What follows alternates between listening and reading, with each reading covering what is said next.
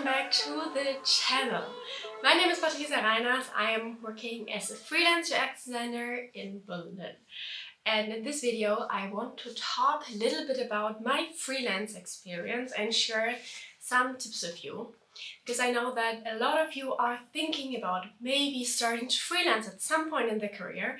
So I want to share my learnings or a few of the tips and my experience that I gathered during the last 4 or 5 years. So I'm freelancing for a pretty long time now and went through all the phases and want to share a few tips with you. So it's actually 7 tips that I want to share with you. And I would say, let's get started. So the very first tip, if you're thinking about freelancing, is to get experience. I mean, this is pretty obvious, but I think a very important part of being a freelancer. So many times I already got the question, like, could I get started to work as a freelance designer right after I finished university? And my recommendation is definitely not. Like, the more experience you have, the easier it will be for you when you're freelancing. So my tip is to be at least senior level when you start freelancing. Because the thing is that no one is going to help you when clients or companies hire you on a freelance contract. No one is going to watch you or help you. You need to do everything on your own. And from my experience, if you're a senior level, you are very organized, you know what you're doing, and you have a lot of experience. So this is a really good thing. And the second thing, not only knowledge and skill, experience, but also all the soft skills are very important. So even if you're still employed, you can start to freelance on the side and gather a little bit of experience about how to communicate with clients, how your process looks like when you are designing any kind of projects for your clients. This is very important, and even if you have some difficulties, some challenges in the beginning, from my experience, that's totally normal. You get better every time. Also with processes of clients, with communications, with talking to clients, with setting boundaries as well, and also all the financial parts. So getting experience is very important.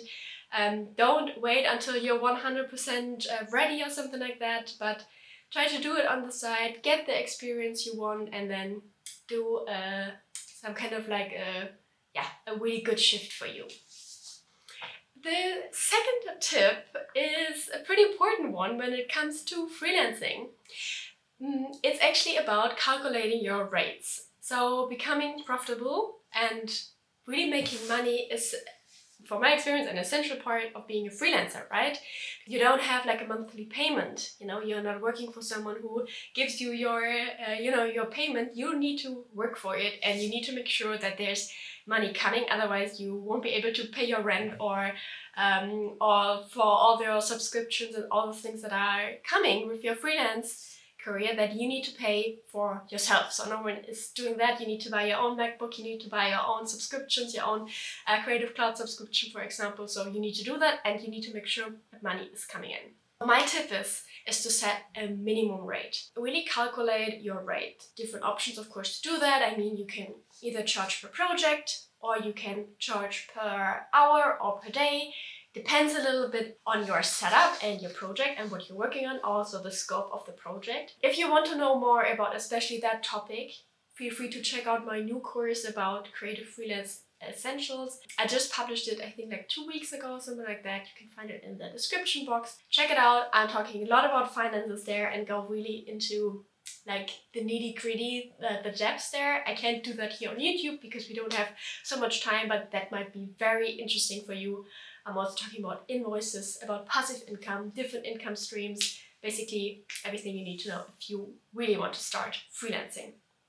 Okay, but my tip here for you is to really calculate your rate. If you, for example, charging on a day rate, what I'm doing most of the time, then really calculate what is the minimum that you can go below. Because what might happen is, even if you have your day rate, is that clients start to discuss with you or say they don't have the money. So you really need to also know for yourself what is the minimum of a day rate or of an hourly rate or whatever that you definitely need to get to be profitable.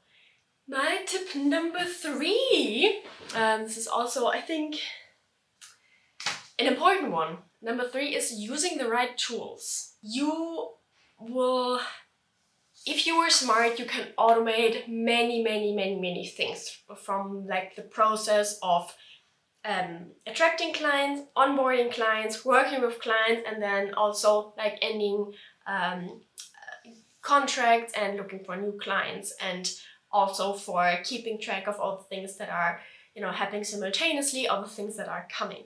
I can say a few of the tools that I absolutely love are Notion, to really keep track of everything. I absolutely love Trello. This is not sponsored, by the way, just my personal recommendation to really keep track of everything. Another tool that I really love is my invoices tool. I'm also talking more about invoices in my course, but just for you, if you are able to have a tool that writes your invoices, that keeps track of everything, that's definitely a game changer. The more experience you get, the more projects you make, the more you also realize what you can automate. What kind of tools you can use to be a little bit more productive and don't do things over and over again, but really keep track of everything. And then point number 4 is present yourself online to attract clients. And I mean, I feel like I'm talking over and over about that topic, but for me this has been such a game changer.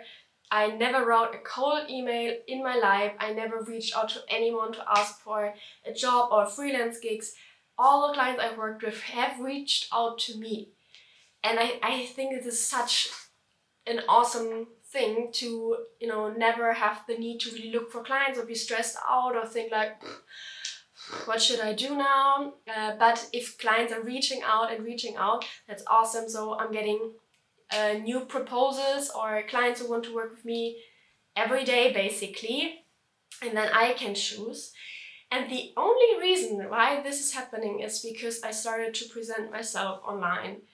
Having this YouTube channel, having an Instagram account where I share content, having, my work on Behance, on Dribbble, and having a blog, also on Medium, but also on my website, and all those kind of things that clients find, all the articles I share on LinkedIn, and then reach out to me and think like, oh, she's a great fit. And then also magazines reach out to me, want to do interviews and all those kind of things. And what I want to say with that is that it's not rocket science. You can do the same, right? Like, start to present yourself online, be very strategic about the content you share.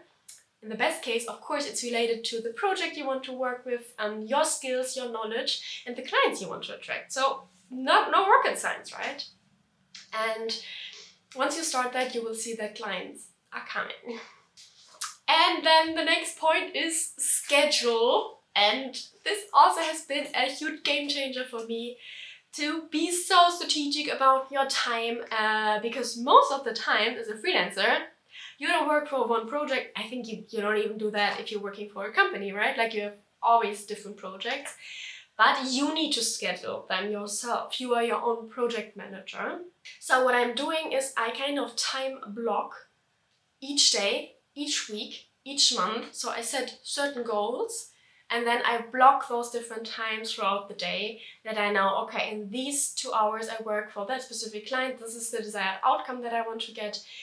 And that makes me really productive, and you can do exactly the same. Really schedule your time, make sure to know when are certain deadlines, when to finish certain things, and also,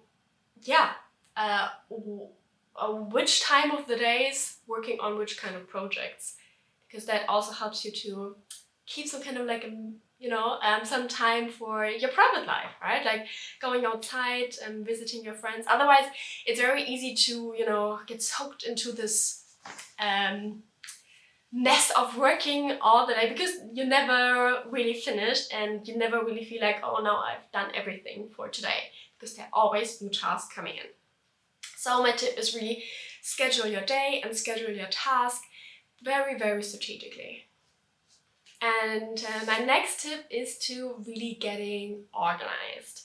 We already talked about scheduling, but getting organized is also getting everything you put out there super organized. Really make sure to create like a visual appealing profile that uses the same, like your branding elements over and over again, that there's a good descriptions for clients, that there's a link with more content that people can find. For example, I have this kind of snap that, I don't know how it's called actually.